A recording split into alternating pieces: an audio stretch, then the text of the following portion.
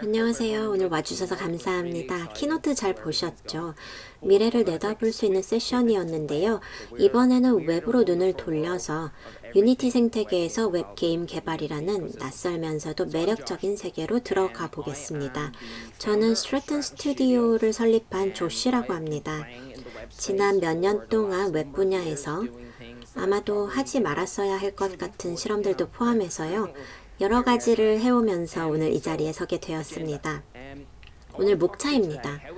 먼저 우리가 웹을 어떻게 바라보는지, 프로젝트를 어떻게 셋업할지, 모범 관행들, 그리고 스트래튼에서 웹 GPU를 도입한 이야기를 들려드리겠습니다. 이미 여러 게임을 출시했는데요. 나중에 말씀드리겠지만 매달 수백만 명이 플레이하고 있고 그 과정에서 많은 교훈을 얻었습니다.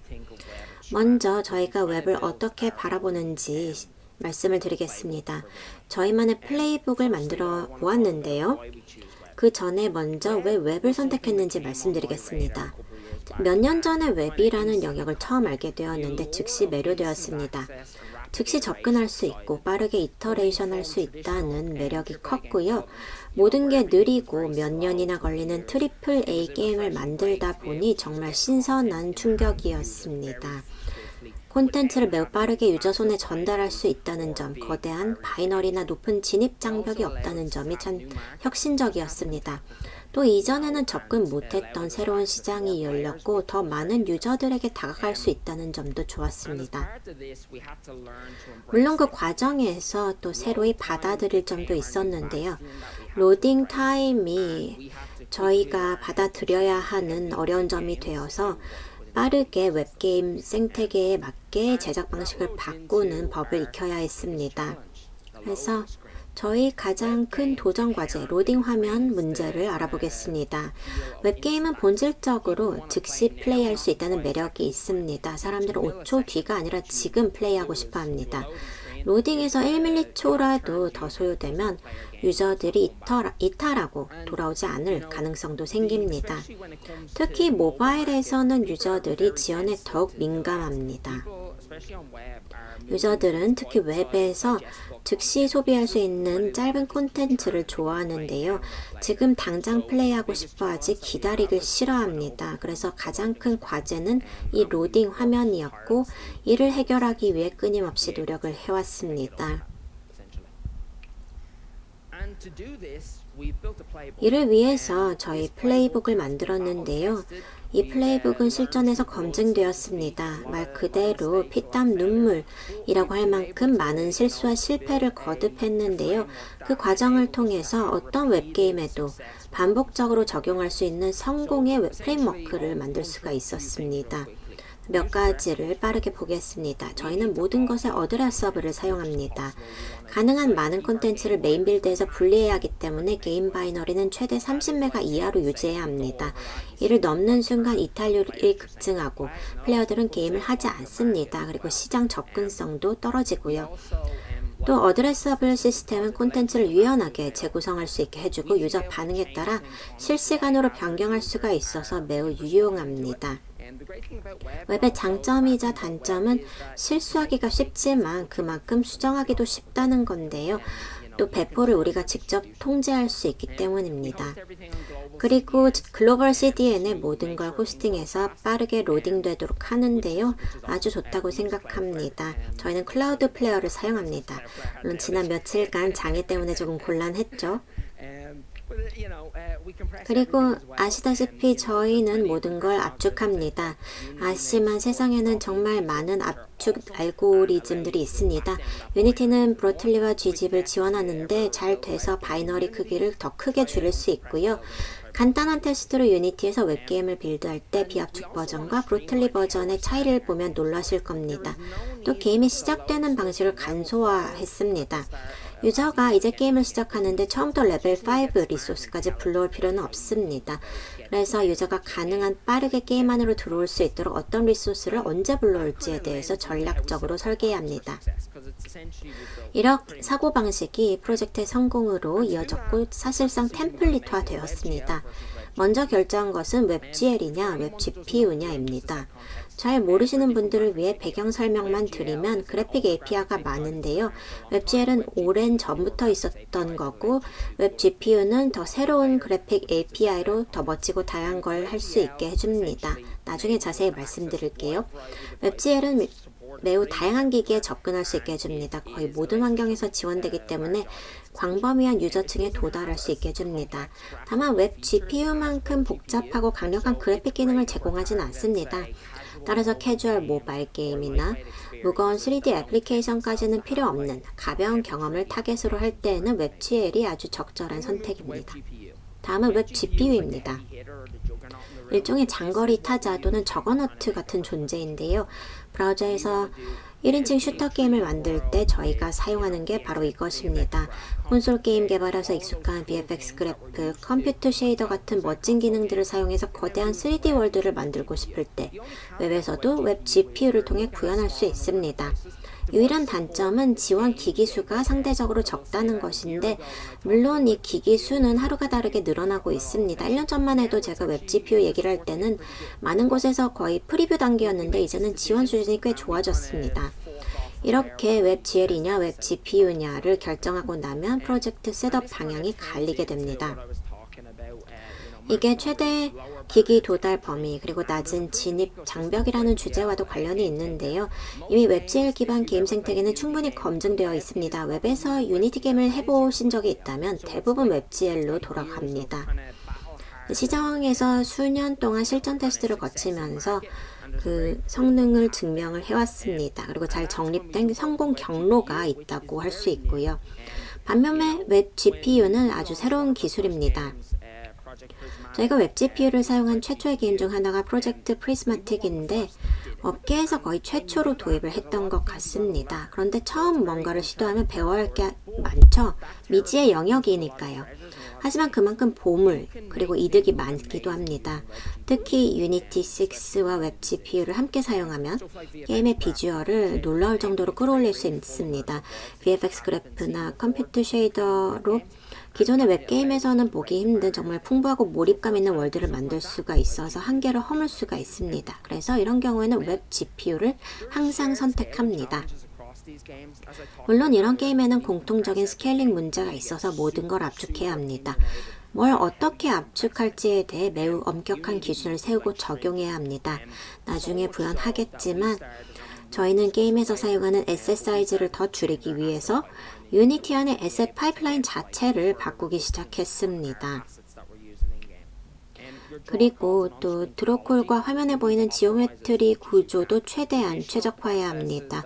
일반적인 게임 최적화에서 사용하는 LOD나 빌보드, 매트 페인팅 같은 기법들을 모두 적극 활용해야 합니다.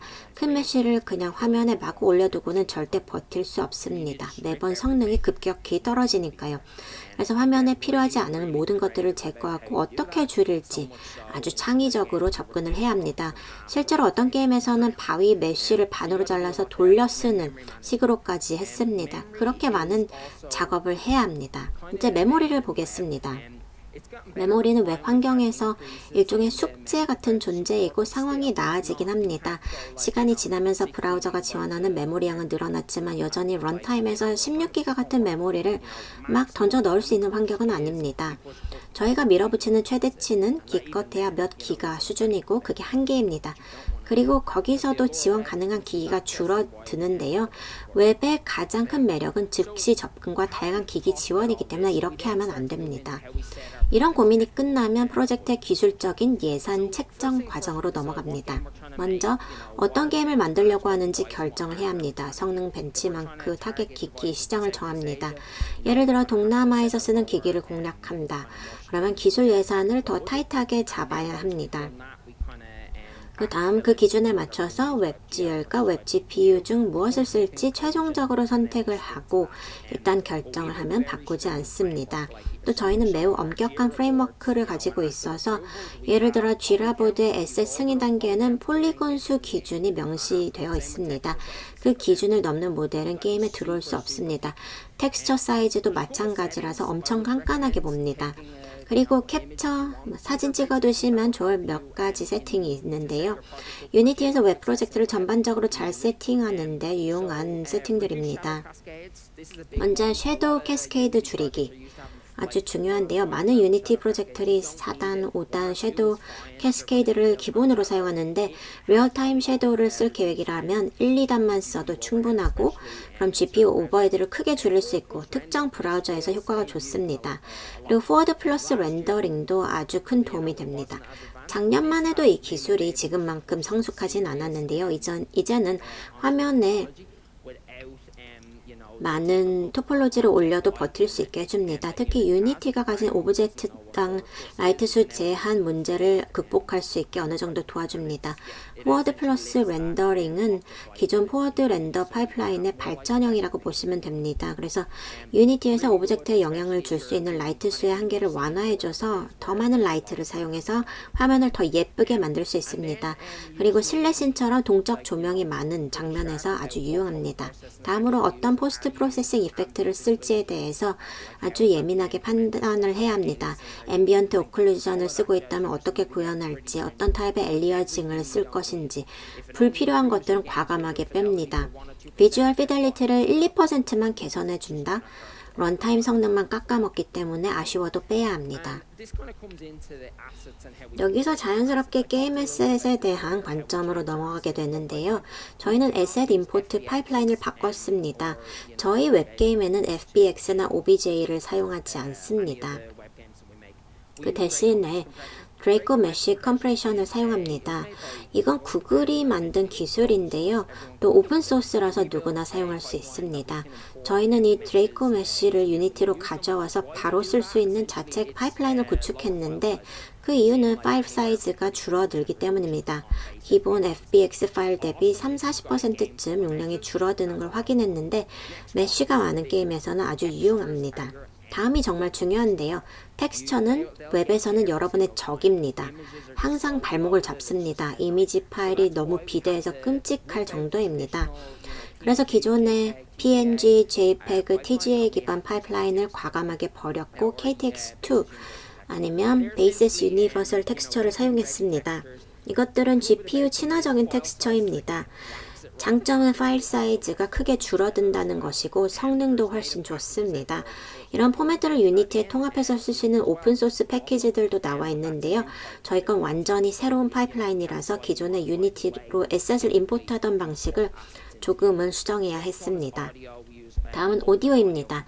저희는 오퍼스 오디오 컴프레션을 사용하는데 이것도 역시 파일 사이즈를 줄이는 데 도움이 되고 로딩 시간을 줄이면서 전반적으로 최적화에 기여가 됩니다. 이런 것들이 저희가 게임을 만들면서 겪었던 일종의 진화 과정이었습니다. 계속해서 메모리 한계에 부딪혔고 그때마다 더 과감한 최적화를 해야만 했습니다. 그래서 이게 에셋에 대한 접근 방식이고요. 이제 프로그래밍 아키텍처로 넘어가 보겠습니다. 저희는 다단계 개발 접근 방식을 취하는데 다시 말해서 모든 시스템을 잘게 나눕니다. 거대한 모놀리식 구조는 버려야 하고요. 웹에서는 통하지 않습니다. PC나 콘솔처럼 여유가 있는 환경에서는 어떻게든 버티던 것들이 웹에서는 절대 못 버팁니다. 기본적으로 그 시점에 화면에 필요하지 않은 것, 실행이 안 돼도 되는 것을 모두 제거합니다. 이를 위한 API는 많이 나와 있습니다. 또한 Async Await 기반 파이프라인을 적극적으로 받아들여야 합니다. 에셋 스트리밍에도 능숙해져야 합니다. 해본 적이 없다면 배우시고요. 특히 레벨 전환마다 에셋을 로드했다가 내보내는 작업은 이제 기본이고 필수로 능숙해져야 합니다. 그러면 에셋을 한꺼번에 때려넣고 버텨주겠지 하고 기대할 때 흔히 보게 되는 프레임이 끊기는 현상도 크게 줄일 수 있게 됩니다. 또 플랫폼에 주의해야 합니다. 저희 게임 중에는 다양한 기기를 지원하고자 웹GL과 웹GPU를 둘 다 지원하는 것들이 있습니다. 고급 그래픽도 원하고 게이밍 PC 유저들에게는 최고의 피델리티를 제공하는 동시에 $50짜리 저가 모바일 기기를 쓰는 동남아 유저도 저희 타겟이니까요. 그러한 상황에서는 상황에 따라 그래픽과 시스템 수준을 자유롭게 스케일링할 수 있는 이른바 플랫폼에 구애받지 않는 설계에 능숙해져야 합니다. 이건 웹에만 해당되는 게 아니라 유니티에서의 일반적인 모방 관행입니다. 어떻게 구현할지 현명하게 고민하고 유니티의 가이드라인을 잘 따라주세요. 이제 호스팅을 보겠습니다. 웹게임의 성패를 가를 수도 있는 부분인데요. 저희가 프로젝트 프리스매틱을 처음 출시했을 때 첫 한 달 동안만 거의 몇 테라바이트에 달하는 대역폭을 사용했습니다. AWS 같은 곳에서 인바운드, 아웃바운드 트래픽 요금을 내보신 분이라면 아시겠지만 이런 대역폭은 금방 비용이 높아집니다. 특히 무료 웹게임이라면 수익 구조가 받쳐주지 못하기 때문에 자칫하면 사업 자체가 위험해질 수 있습니다. 따라서 유저들에게 콘텐츠를 제공하는 데 드는 비용을 정확히 알고 효과적으로 줄여야 합니다. 저희는 클라우드페어를 사용하는데 보통은 안정적이죠? 입방정던 걸까요? 어쨌든 여러분이 신뢰하고 익숙하게 사용할 수 있는 제공자를 찾아서 거기 호스팅하시고 개인적으로 이런 인프라는 직접 구축하는 것은 비추합니다. 저희도 시도했다 실패했고 빨리 클라우드플레어에 전화를 했습니다. 핵심은 확장성이 우수한 인프라가 필요한 것입니다. 글로벌 CDN을 가진 서비스인지가 로딩 시간에 상당한 영향을 줄 수 있습니다. 전 세계적으로 잘 분산이 안 된 인프라를 쓰면 문제는 생기게 되어 있습니다. 초반에 프로젝트 프리스매틱이 호주에서 성능이 너무 안 나왔는데요. 정말 처참했는데 처음에는 이유를 알 수가 없었는데 알고 보니까 저희가 사용하던 호스팅 프로바이더의 호주족 인프라가 아주 약했습니다. 이런 부분이 실제로 게임에도 영향을 미치고 로딩 시간이 늘어납니다. 그리고 다운타임은 당연히 최소화해야 합니다. 이건 지난 며칠간 다 경험해 보셨을 테니까 넘어갈게요. 이제 출시될 신규 기능들에 대해서 얘기를 해보겠습니다. 저도 기대가 큰데요. 유니티 6.4에서는 PSO 트레이싱과 프리쿠킹 기능이 추가될 예정입니다. 나중에 PC로 실험을 해보시길 바랍니다. 유니티로 웹빌드를 하나 돌리고 화면에 엄청나게 많은 메쉬와 쉐이더를 한꺼번에 올려보세요. 그리고 카메라를 이리저리 돌려보면 프레임이 계속 끊깁니다. 화면에 등장할 때마다 쉐이더가 런타임에 컴파일되고 있는 겁니다. 그럼 보기 싫은 프레임 스파이크가 생깁니다. 새 기능이 이 문제를 막아줄 겁니다. 이런 류의 최적화가 프로젝트 프리스마틱을 성공적으로 안정적으로 동작하게 만든 핵심 요소였습니다. 그래서 이 기능이 곧 생긴다는 게 아주 고무적입니다. 특히 3D 게임 제작자들에게는 아주 유용할 것입니다. 미리 프리쿠킹 해둘 수 있어서 런타임에 다시 할 필요가 없고 그럼 모든 게 더 빠르고 더 향상되고 더 접근이 쉬워집니다. 그래서 일종의 백그라운드에서 일하는 조연 같은 존재이고요. 잘 돌아갈 때는 존재감도 없이 잘 돌아가고 잘 안되면 직접 해야 되는데 끔찍한 경험이 될 겁니다. 네, 지금까지는 저희가 어떤 게임을 어떻게 만들었는지 이제 계속 말씀을 드렸습니다. 저희는 실제로 이런 방식을 실전에 적용해서 동급 최고의 작품들을 지속적으로 선보이고 있습니다. 오른쪽 스크린샷은 크롬에서 돌아가는 장면이고요. 프로젝트 프리스매틱이라는 게임입니다. 현재 서비스 중이고 누구나 무료로 플레이할 수 있습니다. 지금까지 말씀드린 다양한 기법들을 총 집합한 결과물입니다. FPS 게임이고요. 익숙한 SF 슈터들과 비슷한 느낌입니다. 공룡도 나오고 엘리언도 나오고 폭발신도 잔뜩 있습니다. 그리고 이 모든 것이 72메가짜리 바이너리로 브라우저에서 돌아간다는 점이 재미있는 포인트입니다. 여기서는 저희의 룰인 30메가 룰을 깨버렸습니다. 데스크탑 전용이고요. 웹에서 무엇을 어디까지 할 수 있는지 한계를 시험하기 위한 만든 작품이고 풀 오픈 월드에서부터 시작해서 여러 요소가 다 들어 있습니다. 그래서 웹 쪽에서 저희가 모든 기법을 한데 모아서 한계를 어떻게 밀어붙일 수 있는지를 보여주는 프로젝트였습니다. 이제는 다른 게임에 대해서도 얘기해 보겠습니다. 이론적으로 설명드리는 것도 도움이 되겠지만 실제로 브라우저에서 돌아가고 있는 시장에서 출시된 사례를 보는 게 더 좋을 것 같은데요. 첫 번째는 애슐라인 레이싱 Born to Burn이라는 게임입니다. 웹을 대상으로 한 저희식의 전통 레이싱 게임입니다. 이미 런칭이 되어서 서비스 중이고요. 플레이어 기반은 주로 아시아입니다. 그래서 영상을 보면서 설명드릴게요.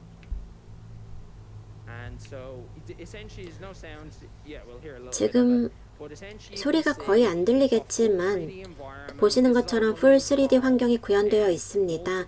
크롬 브라우저에서 돌아가고 있고 지금 여러 대의 차가 동시에 달리고 있습니다.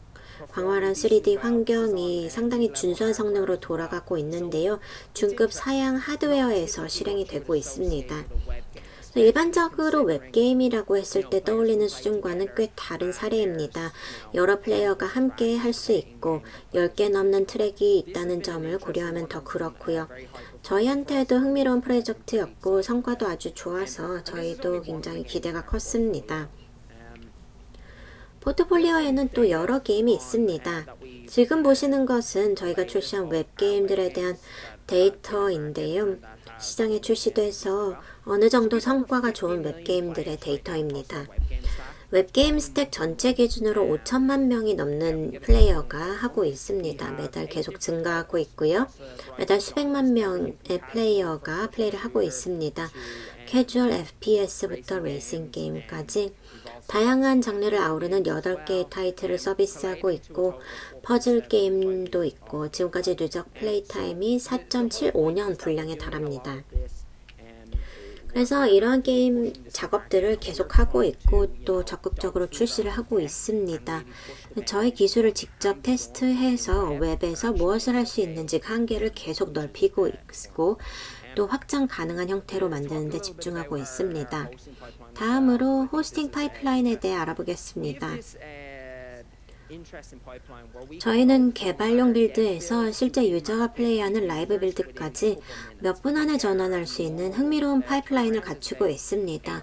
전환 시간은 보통 8, 9분인데요. 에디터에서 작업하던 상태에서 클라우드에 배포된 빌드까지 8, 9분이면 됩니다. 그래서 모든 것이 GitHub 액션에 연결되어 있고 거기서 빌드를 돌리고 결과물을 바로 CDN으로 푸시합니다. 그다음에 CDN 캐시를 플러시하면 몇 분 안에 유저들이 최신 빌드를 사용할 수 있습니다. 이렇게 웹GL과 웹GPU 런타임을 조합하면 이터레이션 효율성이 높아집니다. 플레이어들도 어떤 게임보다도 훨씬 빠르게 변경사항이 반영되기 좋아합니다. 전통적인 모바일 게임이나 스팀 게임은 되게 큰 바이너리 패키지를 설치하고 릴리스는 다음 주에 나오잖아요. 저희는 유저가 버그를 신고하면 30분 안에 수정되는 경우도 있습니다. 그래서 유저 반응이 좋고 덕분에 동적 컨텐츠를 스트리밍 형태로 계속 보낼 수 있고 신규 기능을 넣을 때 더 과감하게 해볼 수 있고 잘 안되면 HTML 파일이기 때문에 쉽게 복원할 수 있습니다. 그래서 운영이 쉬워지고 플레이어들도 이런 빠른 접근성과 변화를 즐기는 것으로 보입니다. 업데이트 배포 방식입니다. 여러분께서 유념을 하셨으면 좋겠는데요. 모든 걸 한 번에 일괄 배포하는 것은 현명하지 않습니다. 저희도 뼈아픈 경험을 했고요. 저희는 파이프라인을 여러 단계로 나눠서 운영합니다. 새 빌드를 만들면 먼저 전체 유저의 5% 활동량이 높은 핵심 유저들로 구성된 일종의 QA 테스터들입니다. 그래서 그들의 반응을 보고 리텐션 지표를 보고 에러율이 올라가는지 봅니다. 전반적으로 문제가 없으면 2단계로 넘어가서 점진적으로 롤아웃을 하는데요. CDN을 통해 점차적으로 확장합니다. 컨텐츠가 어떤 비율로 누구에게 배포될지 동적으로 조정하고요. P1급 버그가 발견되지 않으면 점차 늘려서 결국 100% 롤아웃까지 갑니다. 동시에 에러율이 일정 기준을 넘으면 자동으로 직전에 가장 안정적인 빌드로 롤백하는 메커니즘도 갖추고 있습니다. 이렇게 유저를 잃거나 이탈시키지 않도록 최적화하는 데 많은 공을 들이고 있습니다. 오른쪽에는 저희가 만든 여러 게임의 스크린샷인데요. 축구 게임, 캐주얼, 슈터, 레이싱 게임 다양하게 있습니다. 또 사람들이 게임 얘기를 할 때 잘 안 하는 얘기가 있는데요. 사실 게임도 결국 사업입니다. 중요한 내용입니다. 요즘 대부분의 팀이 가장 고전하는 부분 중 하나가 바로 유저 확보입니다. 그래서 웹과 웹 런타임을 활용할 때 이 부분이 저에게 흥미롭기도 했습니다. 또 이 영역에서 성과도 좋았고요. 저희는 웹에서 유저를 확보하는데 얼마를 쓸 수 있고 얼마나 효율적인지를 보기 위해서 일종의 파일럿 캠페인을 진행해 보았는데요. 결과가 상당히 좋았습니다. 모바일 프리투플레이 시장에 계신 분은 아시겠지만 장르에 따라서 CPI가 보통 $5에서 $20까지도 올라갑니다. 그런데 저희는 안 그랬습니다. 약 $5,000 정도의 예산만으로 1,000만 회가 넘는 임프레션, 2,000명의 뷰어, 그리고 전체 게임 기준 110만 명의 플레이어를 확보할 수 있었습니다. 유저 확보 측면에서도 놀라운 수치이고요. 뷰 투 비짓 전환율도 거의 57%였습니다. 물론 이런 수치는 게임의 장르에 따라 달라질 수 있습니다. 참고로 저희는 FPS였습니다. 클릭하면 몇 분 안에 바로 할 수 있는 상당히 매력적인 장르이죠. 여기서의 요지는 한 유저에게 게임을 하게 하려고 $5를 지불하는 것이 아니라 센트 단위의 극히 일부만 지불하고 있다는 것입니다. 덕분에 수백만 명 규모의 유저 기반까지 규모를 키울 수가 있게 되었습니다. 그리고 이렇게 확보한 유저에 대해서는 저희가 어떤 방식으로 커뮤니케이션 할지를 직접 설계할 수 있다는 점도 강력합니다. 그러면 플레이어와 훨씬 가까워지고 그럴수록 유저가 진짜 좋아하는 것들을 파악해서 더 잘 만들어낼 수 있게 됩니다. 다음으로 웹에서 비즈니스를 한다라는 주제, 즉 수익화에 대해 알아보겠습니다. 훌륭한 게임을 만들고 싶다고 해서 영원히 수익 없이 버틸 수는 없습니다. 물론 그렇게 할 수도 있겠죠? 근데 현실적으로는 오래 버티긴 어려울 겁니다. 저희는 웹에서 비즈니스가 돌아가도록 하기 위해서 여러 가지 시도를 했고 성공도 있었지만 실패도 많았습니다. 저희의 수익화 요소들을 보겠습니다. 프로젝트 프리스마틱에서는 에피소드 단위 유료 판매를 하고 있습니다. 에피소드당 $5에서 $10 수준의 프리미엄 출시 모델을 실험하고 있습니다. 에피소드 하나는 약 20분 정도의 꽤 전통적인 콘텐츠 파이프라인이 있고 에피소드를 구매하면 접근할 수 있게 됩니다. 흥미로운 모델이고요. 일부 유저층은 열렬히 좋아하지만 대다수에게 먹히진 않습니다. 나쁜 모델은 아니고 괜찮은 모델인데요. 이 모델로만 사업을 진행할 수준은 아닙니다. 이 모델을 유지하는 이유는 저희가 그래픽 측면에서 웹 최고 수준의 게임을 만들 수 있다는 것을 보여주고 싶기 때문입니다. 그래서 계속 이걸 밀어붙이고 있고 시장이 이쪽으로 움직이는 데는 시간이 좀 걸릴 것으로 봅니다. 다음은 전통적인 인앱 구매 모델입니다. 모바일 게임에서 흔히 볼 수 있는 방식이고 잘 됩니다. 잘 되는 데에는 다 이유가 있는 것 같습니다. 유저들은 뭔가 사는 걸 좋아하는 것 같습니다. 그리고 저희 캐주얼 게임 몇몇에서 강력한 수익화 원동력이 되고 있습니다. 버블 슈터나 솔리테어 같은 게임에서 유저들이 스킨 같은 걸 계속 삽니다. 유저들도 만족하고 즐기고 수익성도 좋습니다. 마지막으로 흥미로운 것이 저희 사내에서 가스, Games as a Service, 서비스형 게임이라고 부르는 모델입니다. 이 모델이 저에게는 가장 성공적인 수익화 방식입니다. 그리고 현재 개발 중인 다른 모든 게임의 재원을 마련해주고 있기도 합니다. 가스, 서비스형 게임이 무엇이냐 하면 여러 플랫폼과 계약을 맺고 최종 유저에게는 과금을 하지 않습니다. 예를 들어서 애플 아케이드 모델과 비슷하게 플랫폼이 저희 콘텐츠에 대해 비용을 지불합니다. 굉장히 성공적이었고요. 덕분에 정말 멋진 게임들을 만들면서도 사업을 효율적으로 운영할 수 있었습니다. 덕분에 다른 실험들과 개발을 할 수 있었습니다. 게임을 하나의 라이브 서비스 플랫폼으로 보면서 계속해서 콘텐츠를 꾸준히 내보내고 풀 라이브 옵스 파이프라인을 만들고 콘텐츠 드랍, 경쟁 요소 등 여러 장치를 통해서 유저를 유지시키고 다시 돌아오도록 리타겟팅하고 있습니다. 전형적인 모바일 프리투플레이 게임처럼 계속 리텐션을 최적화하지만 차이점은 유저에게 직접 과금하지 않는다는 것입니다. 플랫폼으로부터만 비용을 받습니다. 발표 준비 때는 어떤 일종의 진화된 형태도 하나 있는데요. 바로 전통적인 인게임 광고에도 뛰어들었다는 점입니다. 이 모델도 상당히 수익성이 높습니다. 특히 중국과 러시아 같은 시장에서 성과가 좋습니다. 이 모델로 여러 게임을 출시했고요. 상당히 성과가 우수합니다. 그래서 화면엔 없지만 설계만 잘하면 꽤 수익성이 높은 또 다른 축이라고 보시면 됩니다. 여기서 잠깐 강조하고 싶은 건 훌륭한 게임을 만든다는 것의 본질적인 매력은 결국 유저에게 훌륭한 엔터테인먼트 경험을 제공하는 데 있다는 것입니다. 유저를 그저 돈을 짜낼 수 있는 캐시카우로만 취급해선 안 됩니다. 웹에서는 윤리적인 수익화라는 것이 아직은 새로운 주제죠.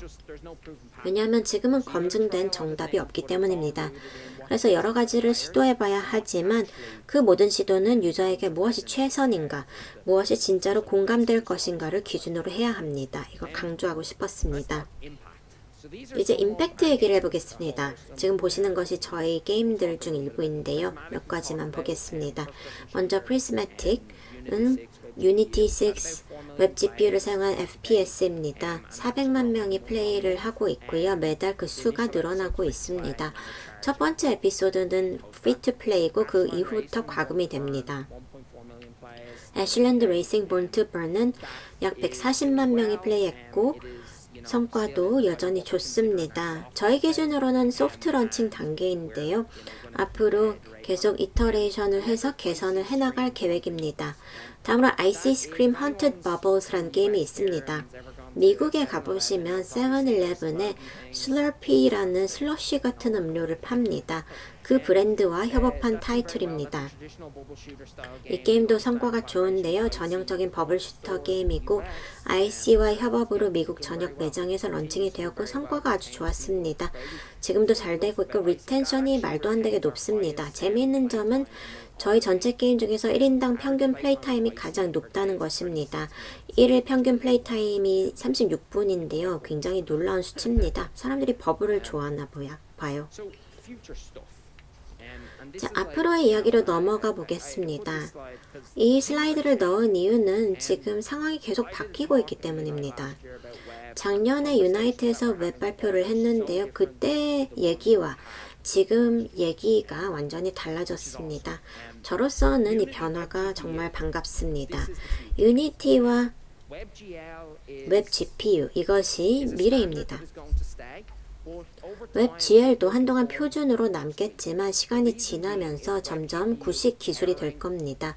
웹 GPU는 크리에이터들이 더 많은 걸, 더 우수한 성능으로, 더 스케일이 큰 경험으로 구현할 수 있게 해주고 덕분에 개발자들이 과감해질 수 있습니다.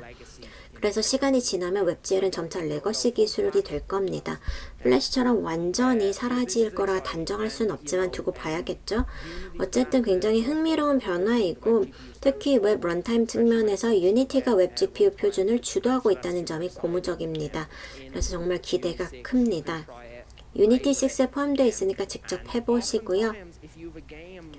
또 이미 출시를 한 게임이 있다면 웹 GPU 타겟으로 이식만 해도 그냥 돌아갈 가능성이 크니 한번 해보세요. 그리고 새로운 그래픽 스테이트 컬렉션 시스템. 다소 기술적인 이야기이긴 하지만 아주 중요한 요소입니다. 결국에 웹게임의 성패는 기기 위에서 얼마나 좋은 성능을 내느냐에 달려 있습니다. 만약 콘솔 게임과 웹게임 사이에 눈에 띄는 차이가 없다. 그러면 웹이 승리하게 될 것입니다. 훨씬 접근성이 좋고 사람들은 더 빠른 플레이를 원하기 때문입니다. 기다리고 여러 관문을 거치는 걸 싫어합니다. 내가 원하는 플랫폼에서 하고 싶어 하지 여기서만 하라고 강요하는 걸 원치 않습니다. 그래서 GPU 상태 관리나 쉐이더 컴필레이션 등을 더 잘 최적화할수록 모두에게 더 우수한 경험을 제공할 수 있습니다. 이러한 최적화는 전반적인 표준 기술 스택 전체에 영향을 주기도 합니다. 또 개인적으로 기대되는 것 중 하나가 웹에서의 버스트 지원입니다. 언제가 될진 모르겠지만 이것이 가능해지면 더 많은 작업을 동시에 병렬 처리할 수 있게 됩니다. 그럼 우리에겐 더 유리해지는데요. 웹에서 항상 부딪히는 큰 과제 중 하나가 GPU든 CPU든 오버헤드 문제입니다. 그래서 웹에서 새로운 시도를 해보려고 하는데 자꾸 벽에 부딪히게 되는 겁니다. 이러한 작업들을 웹 워커 스레드 같은 것으로 잘 분산시킬 수 있고 웹 애셈블리를 최대한 활용할 수 있게 되면 상황이 훨씬 나아질 겁니다. 이런 것들은 시간이 지나면서 계속 진화하는 영역이고요. 작년만 해도 얘기조차 안 됐던 것들인데 이미 상당 부분 해결이 된 상태입니다. 다음으로 포워드 플러스 렌더링을 보겠습니다. 포워드 플러스 같은 기술이 웹에서 얼마나 많은 것을 할 수 있는지의 판도를 바꿔나가고 있습니다. 특히 오랫동안 유니티로 개발해 오신 분들은 오브젝트당 라이트 수 제한이 고성능 게임 만들 때 얼마나 골치였는지 잘 아실 겁니다.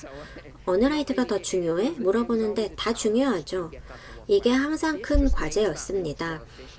포워드 플러스가 효율성을 개선해주는 덕분에 저희는 게임을 한층 더 최적화할 수 있었고 이전에는 불가능했던 것들도 구현할 수 있게 되었습니다. 하나 더 덧붙이고 싶은데요. 웹에서의 베이크드 라이팅은 하지 마세요.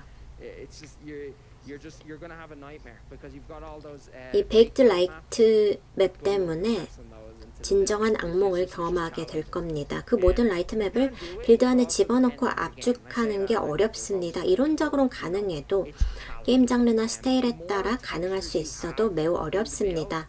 빌드 안에 텍스처가 많아질수록 여러분의 고생도 비례해서 늘어납니다. 그래서 적어도 저희는 웹빌드에서는 리얼타임 일루미네이션을 쓰고 있고 그렇게 성과를 내고 있습니다. 프로젝트 프리즈마틱에서도 처음에 텍스처를 베이크해서 써보려고 했습니다. 256x256까지 줄여보고 할 수 있는 거 다 해봤는데요. 빌드 사이즈가 수백 메가까지 커져서 이 게임에서는 맞지 않구나 생각을 했습니다. 다른 방식으로 잘 해내는 팀도 있을지 모르겠지만 최소한 저희는 그랬습니다. 그래서 저희는 리얼타임 일루미네이션과 리얼타임 섀도우를 적극 활용하는 쪽으로 방향을 틀었고 그 덕분에 전체적인 경험이 더 효율적이고 더 탄탄하고 그 콘솔급 느낌에 훨씬 더 가까워졌습니다. 네, 이렇게 오늘 제가 발표하고 싶었던 내용들을 다 말씀을 드린 것 같아요. 그 끝으로는 시간을 좀 남기고 질문을 받고 싶었습니다. 웹이라는 주제에 아마 여러분께서 궁금해하실 내용들이 많을 것 같아서요. 네, 발표는 이로 마무리하도록 하겠습니다. 질문 있으세요?